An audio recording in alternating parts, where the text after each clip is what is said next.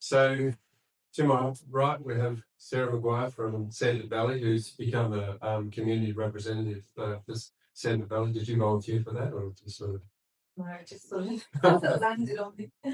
Okay, so down here in Currumbin Valley, we started hearing about all sorts of things that were happening in Sandon Valley, and we thought we need to know what's happened. This has happened. How did the program roll out in Brisbane, which turns out is clear electorate for a number of politicians up there. You'd expect a great deal of care. So, Sarah, can you tell us, we've had a segment here, what happened in Sandon Valley on the 26th of May, 2024? Yeah, well, on the 26th of May, we woke up and there were just helicopters swooping all around the valley, and many residents had no idea what was going on. We never had any issues with fire ants. We've never seen a fire ant. And I woke up and it was quite frightening actually. And then a friend of mine rang me who lives on acreage and said they're dumping it all in the river. And because we found out it was fire ant program, and they were dumping pyriproxyfen out of the helicopters, and the locals, we could see it just going all in the waterways where we will play and our kids play, and Stanford Valley's like Currumbin Valley, pristine and beautiful. And so later that day, after it had rained, many of us, a few of us actually went up the creeks and saw these yellow cornbreads everywhere. They were all in the water, they were all over the rocks, and you could see this oil seeping out. So we just grabbed some jars and took samples and sent them off to testing with Dr. Washington Sanchez over there, and waiting for results. And then 4 days later, the program came to Stanford to do an information evening to tell us what they were doing after they'd already done it.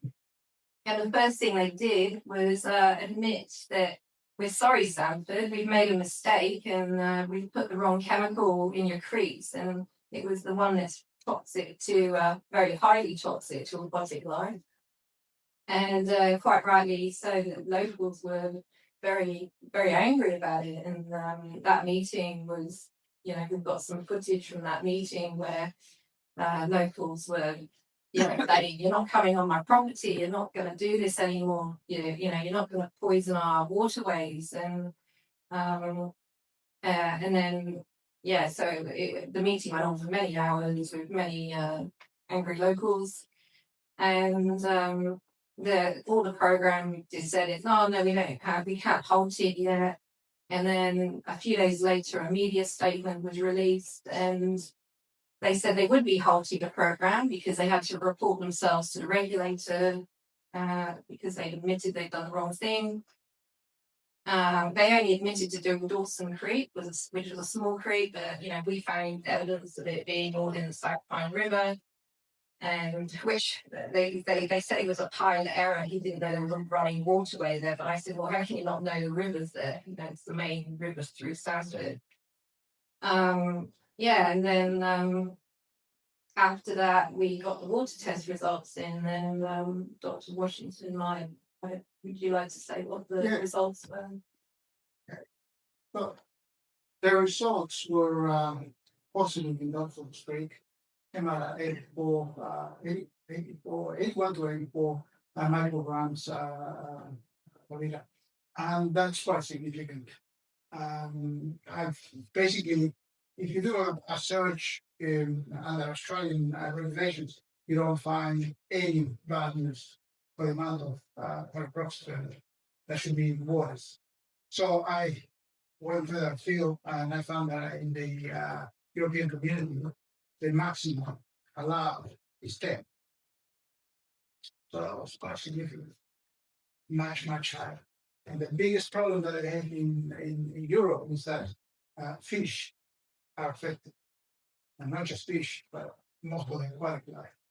And we in Sample Valley, and I say I live on top of Sample Valley, I live on McGuire. It's the company name, our company name. glorious water. So we live right at the top. That day we thought when they were spraying, I thought somebody was lost in the bush and they were doing a search and rescue. I had no idea what was going on. But we were getting the helicopters flying past our home quite regularly, doing their runs. And later on, of course, on that day, they said, we got some samples of water. Something's happening here. I jumped on my truck and I went down, collected the samples, put them down. When I looked at the source, it was quite interesting. I mean, Sapphire River, it's a free-flowing river, and we just had some rain, so there's a lot more flow through that river. And the levels in that one was 3.3 micrograms per liter. But it was found in the river, which meant that by the time that we collected the sample, when I say we, the community collected the sample, some of it had been washed out river. So the damage was done upriver, and it continued to the follow on the back would be all the way down the river, causing ecological damage long term. We do have a very specific fauna in our river, so that you don't find anywhere else. There's a micro crayfish. There's a name to the area on. And so what effect that has done to the ecology of that river, we don't know. So, and nobody's fully to come in and do a study. Just to clarify, you said in your research the EU level was something around 10. Yeah. What did you find in 81 to 84. right? So it's 800 times. 800. Can I ask a question about that? When you looked down from your height on the helicopters, you motioned like that. Was it haphazard or was it on a pattern? No, it was a recurring, and she's my wife and business partner. And we were that day, we were sitting at home, and we saw the helicopter going around. And we kept seeing that it kept going around, did a flyover down the valley, and then came back around and did a sort of like a sweeping motion going around. So we'll take that height and then come back down into the valley, all along the Pine River and the property of destination nearby, which is really below our property. Can I just say as well, we got the flight tracking results from Mount Glorious and Mount Nebo, which are all heavily canopied areas, and those helicopters were just going backwards and forwards to the point where it was just a big. There weren't even lines; it was just going backwards and forwards over each other. And we actually do have Over each other. But yeah, it's just I've got the screenshots of that. So the flight paths were crisscrossing in some places, and parallel and crisscross. Really? Yeah, it was just a I big. agree. It I was, agree. yeah, it was just a big. Yeah. Like everywhere. It wasn't even like a lead grid. It wasn't a grid. No, it was just all over. It was more haphazard. Haphazard, yeah. Well, yeah. Yeah. Yeah. The image. Yeah, from what we were seeing, we thought it was some sort of a pattern that we were following because of the flight path that were kind of turning around in the valley behind our property, and then coming back down around and along the side of the mountain and back down into it. So what happened there, I don't know pretty much, but we know that we are our property is the next target for them to spray, which I've already started putting up sign. We don't want to be already. I'm chemist, I know what that stuff does. So and I don't want to change the ecology of our property. I only got 5 acres, but I'm also surrounded by state forest. And there's no way there's going to be red as they want to spray our property as well. So I'm South American, so I don't about it. Can I just say about that residents meeting we had with the program, there were people there standing up, all saying they had irritations of the throat, their skin was red and itching, and so was mine after that initial sample from the creek. I had a really red itchy face for 2 days. I didn't even think anything until I went to that meeting, and there was a whole load of residents all just reporting throat and skin irritation. And then also a week later we went up to the creek to monitor to see what was going on there. and we found a really sick water dragon. It couldn't run, it couldn't walk, it was just very, very sick. And so we were really concerned about the long-term effects it might have had on that breed. And then we also found out that the Department of Environmental Science and Innovation, they rang me up after realising that as a resident I'd gone and got water tests. And the first thing they said to me was, you don't have to talk to us, but we do have some questions for you. But anything you say may be used in court. So I don't know why. And then I said to them, I said, well, will you be sharing your reports with us to show us that the creek is not harmed? And they said, we doubt when we can share that with you.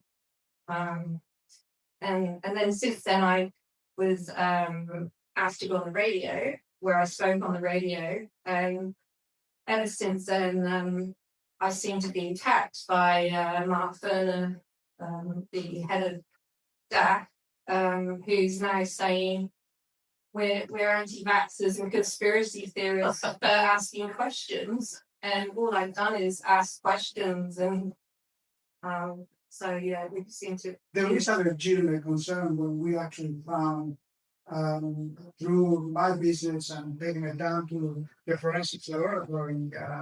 I didn't do it personally. The analysis, I didn't take it to the university I got access to labs to do it because I want to remain independent because I live in the community. I'm part of the community. So I thought, well, let's take it to an independent lab. And I took it to the forensic laboratory in Queensland to get it analyzed. And I thought, well, this is, it's kind of sad. And when it came positive, it is a sad. Because then I started getting reports from me and Gatton there and Bollingen, the area around here, where I'm collecting some. I'm seeing the first-hand effects of the waterways after it has been sprayed. How the waterways and how the ponds have gone from crystal clear to a muddy pool and not even a wild people going on well. That's what that was. So the evidence is there. Something's doing something to the ecosystem.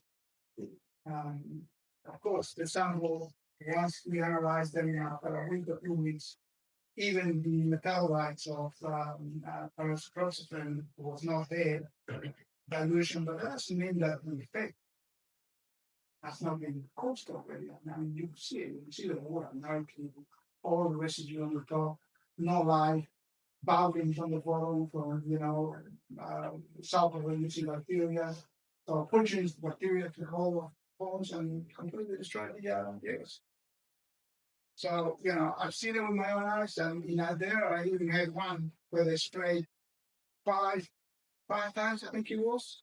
They had these pristine cows that they've been raising and, breeding for, they never had a problem.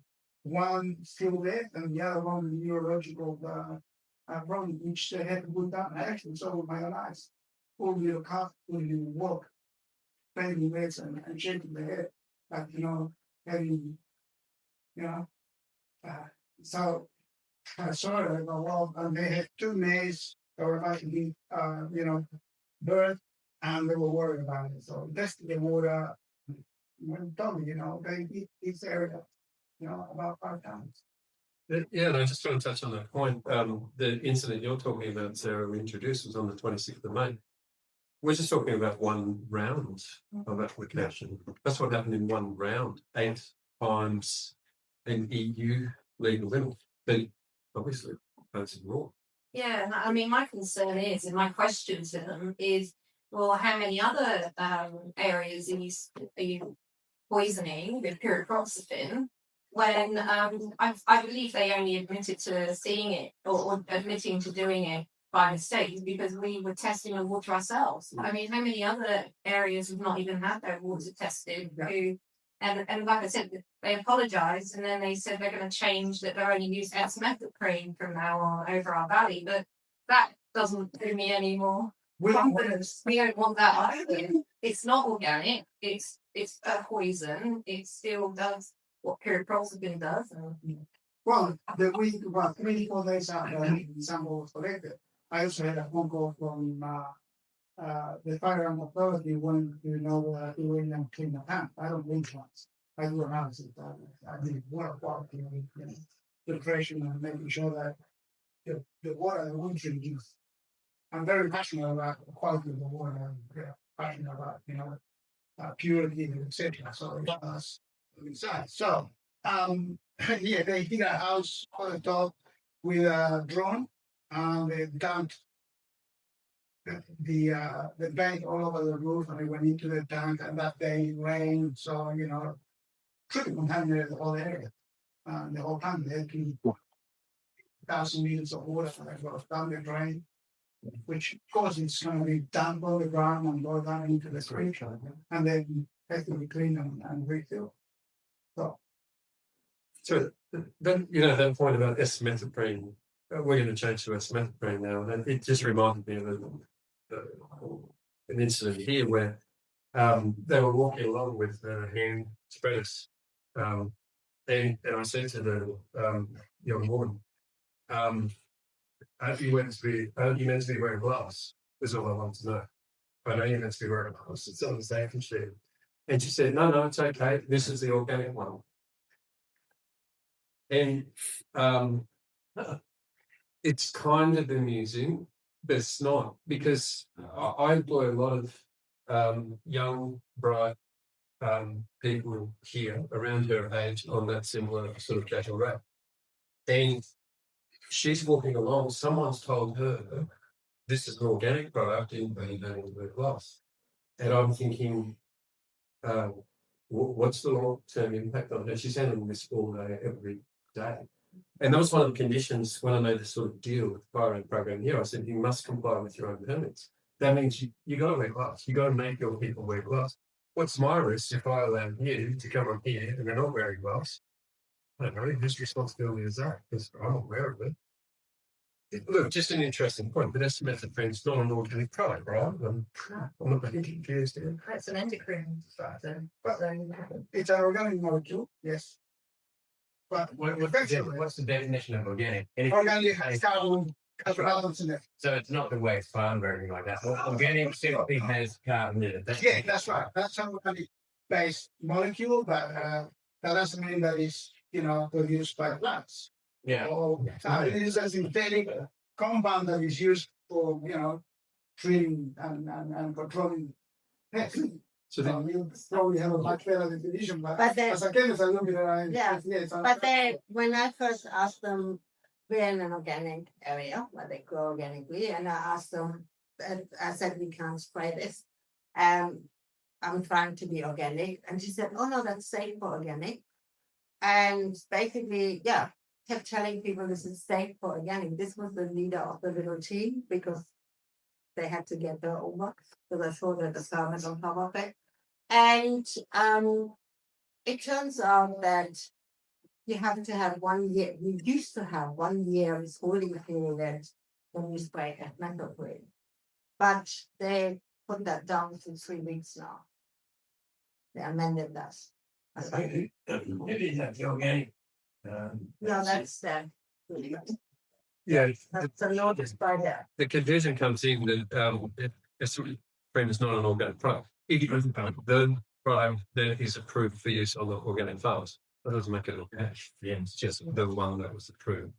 Now, Sarah, I want to come back to you because that's quite an extraordinary story. And you as a community representative are now engaged in radio interviews and telling the story and so on. And what's your experience in terms of dealing with program officers, or I don't know if you've got your Mark Turner's office. I think you write to Mark Turner or he write to you. What's your experience in terms of relaying what happens in a program and a program response or a government response? Yeah, well, many locals and myself have been writing lots of letters to say, we're not happy about what's gone on. What do you feel about it? Who's responsible? And we just keep being put in these continual loops. Like that says go to the APBMA say go to that. Nobody is taking any responsibility of what they've done, other than say, oh, we've changed our procedures now and we're now using SMF-approved, if that's meant to make us feel any better. Like I said, they did halt the aerial poisoning, but they haven't come back yet because we don't know why, but there's a lot of angry Sanford residents. You know, there's signs everywhere up now saying do not enter our property. So I know that, and they've actually admitted at the meeting they had here at Currumbin with everyone here. Marnie Manning, the new head of operations, said, unfortunately, we lost Sanford. We lost the Sanford community because of what they've done.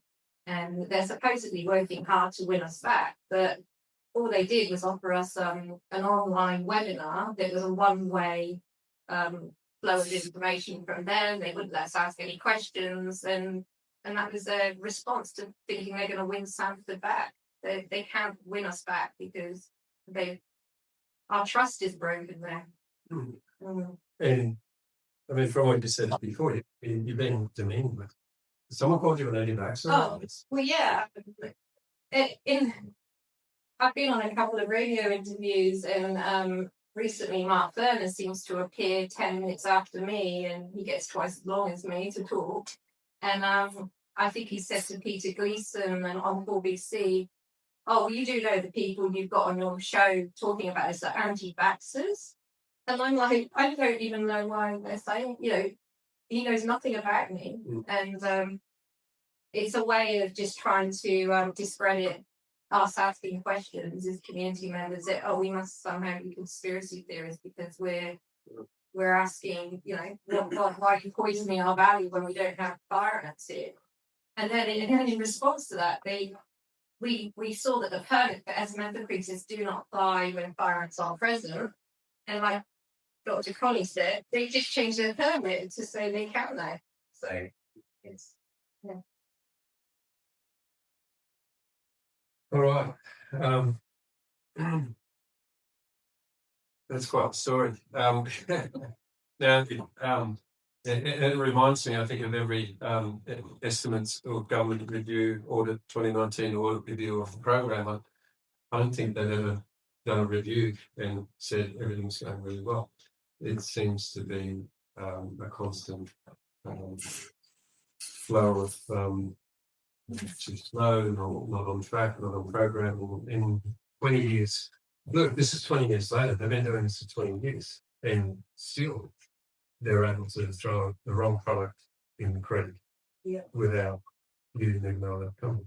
No, I mean, having done a lot of research myself, some areas in the scenic rim have been treated for poison 11 times. And the ants are still there. So, all right. Well, that's cheery note. Let's move along. To our next speaker and our next topic. Now we've had this section here. It's harmless. We use it on flea collars, and I put that one there tongue in cheek because that's part of the program's narrative. Is it misused on flea collars? I was a local vet in Currumbin, and how did you get involved in all this? We're doing some contract work for Currumbin vet surgery, and we started to notice dogs coming in, becoming very lethargic and run some blood tests, and they've got elevated liver enzymes showing damage to the liver.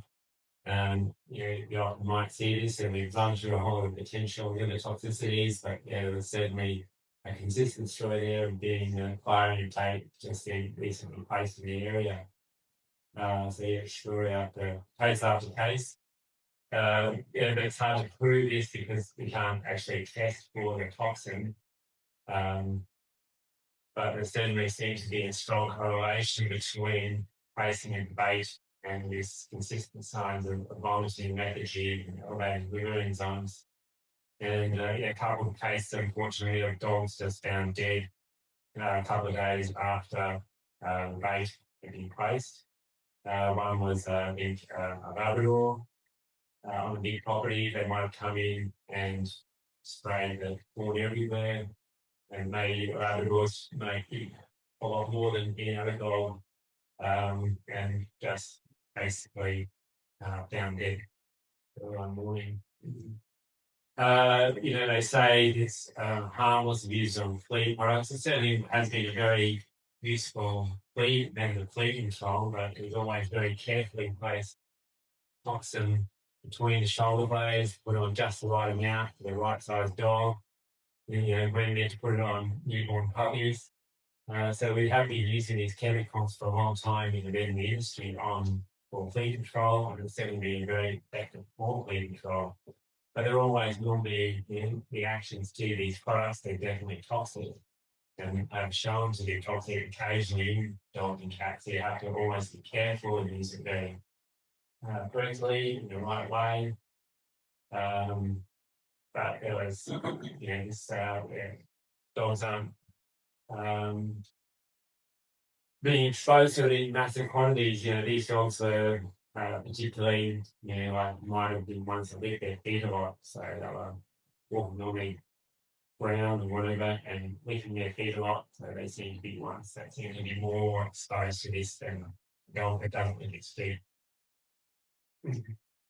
So in terms of reporting it, it's a lot harder. I did actually get around to putting a report into AVPMA because I said no one has reported it, but it still took a lot of effort to get onto the website and fill out the form. And like normally when you have a reaction to a chemical, yes, you would report it, but you would have given it to the client or injected it, so you know exactly how much of that poison is used and how you used it under what circumstances. Whereas in these cases, we don't know exactly what was in the poison, how much on the ground. We don't know that, so it's much harder to report about it. So I have spoken to quite a bit of colleagues. Some are doubters, but we've certainly had other stories of other toxicities across Sanford. And but it's very hard to prove when no one has actually given the chemical to the dog. But it just seems to be a strong story of correlation. We also Trevor Hall from had another similar story that you go away breeding cows died recently, not long after they'd been exposed to the toxin, and on the pathology report there was significant liver damage. So there was a consistency there between Trevor's experience and what we've experienced in dogs. And also cats have been shown to have died not long after being exposed as well. So in your mind, in your opinion, you see a strong correlation between the baiting program and then Yeah, there's a strong correlation. There's been certainly lots of stories, and it's been in a day or two after the bait's been placed, and we had this rash of vomiting dogs with liver toxicity. Can I just say something to that? When they did the baiting at the pirate club, the first baiting where they sprayed it, they did the cheese sprayed, as they called it, all over the pirate club, because we go down there every day. It's our community. So the next day we sort of came, the grass was dying a little bit, and the grass was dying a little bit, and then it rained. And because we swim and our dogs swim in the creek every day, that following week we were all sick, and lots of dogs were just ill and not very well, lethargic. So our community now, down at Currumbin Creek, our beach community, we don't swim in the low tide. So if it's low tide on an outgoing tide, we don't swim. And 2 days ago, I swam in that creek on the outgoing tide, and I got sick again. And it's the tight chest, and you get stomach cramps. I got diarrhea. I don't know if that's the symptoms, but that's the same symptoms that a lot of the people had in the dogs had after that. And those boys near the pirate park, and there were about 20 people going around putting the fire and stuff. Yeah, so I think it's very different to completely safe. You can feed it to your animals. Even in the safety studies, I saw that it had caused elevated liver enzymes in their safety study. One study, 6 healthy beagles, even though they might have had clinical signs of certainly had elevated liver enzymes. But if you go across a huge number of dogs, and certainly some dogs will get very sick from ingesting something they won't need to ingest. Honestly, there's something I'm really alarmed. Anybody who's actually human who's been physically ill or have those sorts of things. Me from swimming in the creek. Yeah, have you guys had your liver function? No, I went to the tests? hospital 2 days ago because it was it happened the first time it happened after that mass, horror thing. And then there was another couple of times I felt the same sort of symptoms, which is the tight chest and bit crampy and that kind of stuff. But it happened to me after I went and tried to film the helicopters the other day. And then I got the tight chest, exactly the same symptoms. So I went up to the hospital or down here to the Tugan one, and they said, "Oh, we can't really do blood tests, unless you're falling on the floor or whatever." Because I said, "Look, can you just sort of see if there's some kind of correlation with this?" And they basically said, "Oh, you probably have to go to your doctor, and then you'll probably have to go and get tests and stuff like that, unless you present to the emergency room." So I just haven't had a chance to, and I'm not falling over, so it's not really an emergency. But Well, yeah, multiple. maybe not. A lot of those things accumulate. Yeah, and I say one of the guys I went to the creek with, who you met when he came to Stanford, Ben, he had really bad sore eyes, and then after having lots of blood tests, he had very high levels of toxicity in his liver, and he was exposed to he was the guy that saw the water dragon as well at the creek after it being contaminated. So Sounds like the best example for a need for a good liver detox. Right? And- That's fine. and- Yeah. What about you got sick as well from I did, yes. From spraying the powders and the dust in the air affecting my lungs. My blood oxygen levels plummeted down to 90%, which is like dangerous, and under 95. So it's getting better for the past few weeks. I was out in the yard, fed grass and spraying, didn't realize it. And the dust here just really bad. I went walk inside and felt like couldn't breathe, barely walk. Yeah.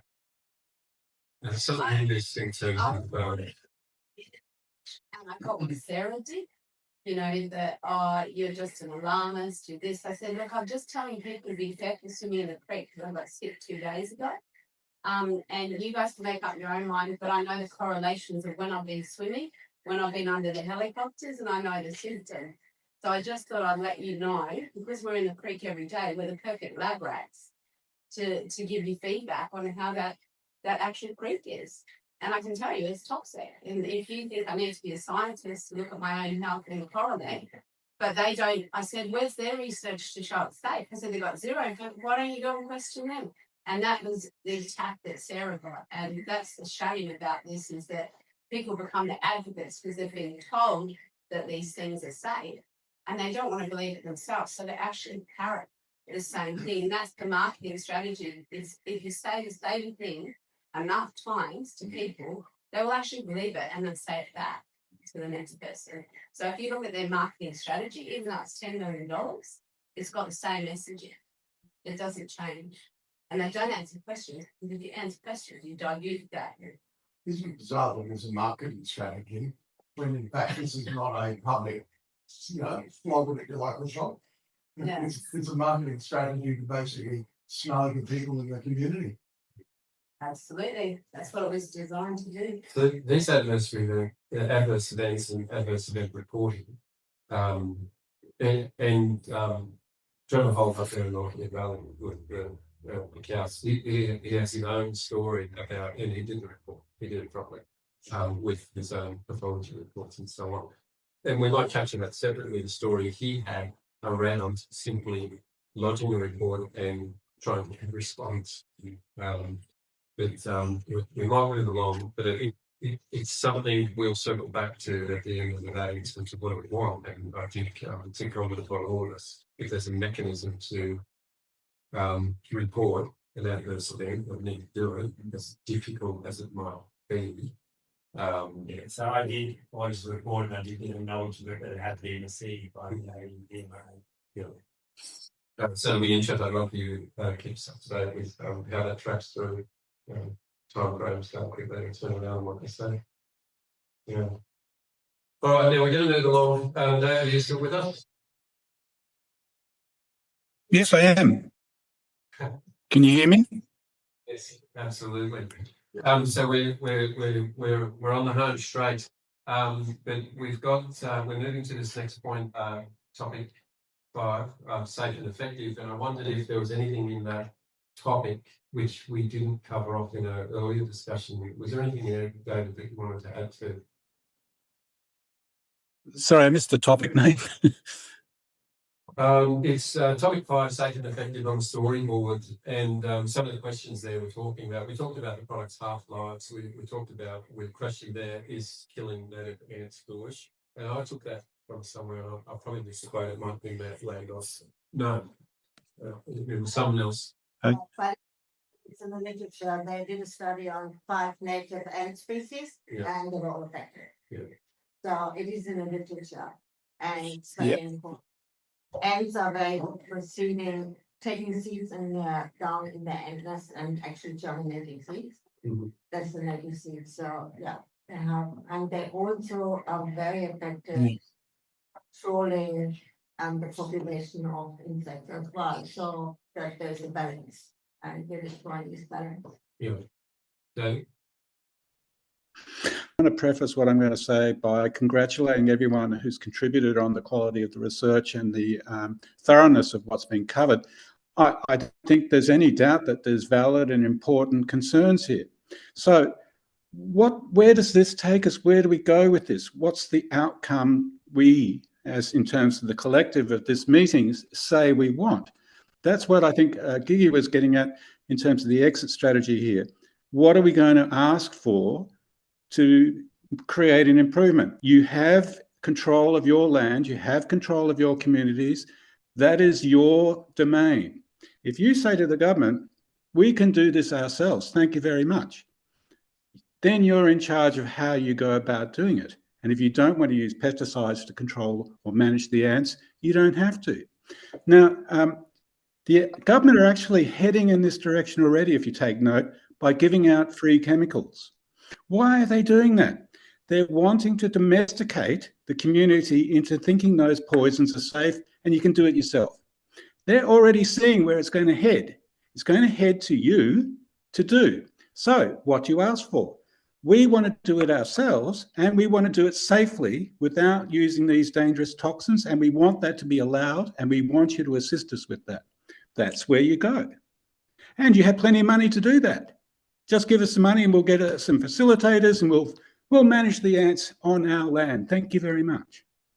Then you've got control of it. If you don't want pesticides, tell them to go. You're doing it yourself. So I think that's where it goes. I think you've done your research. I think you've got your arguments in line. I think you've got everything you need to put the case, we can do this ourselves. Thank you. And that's what I wanted to put forward. That's really all I wanted to say. I think it'd be a nice outcome of this meeting, and I hope everyone agrees. absolutely. David, you're quoted, and just as a final point here, I've got you quoted in an article saying, and I'm going to ask you again right now, can we destroy the ants without destroying ourselves? Well, I think that speaks to what I was saying. That quote nicely put to me.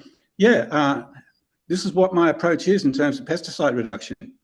Can I control these unwanted things that are inconvenient without using poisons? How can I do that? Can I use steam? Can I use hot water? Can I use ecology? Can I use shade? Can I use the environment around me to exclude these things? Can I build them out? Can I prevent them from entering where I don't want to? All these ways are available to us, but the government won't let you. They say, no, we got poisons for that. Right, that's why you have to say, we can do it ourselves. It's about gaining control of your home to make it safe. And to do that, you have to say, well, the methods we use should be allowed, because just because you say we're not using dangerous poisons doesn't mean they don't work. In fact, they probably work better. So, you know, it's about saying there are other ways to do this. The ant one is a part of it's endemic now. We can manage our lives in relation to that species, and we can get along with it better than killing everything with poison. Thanks, David.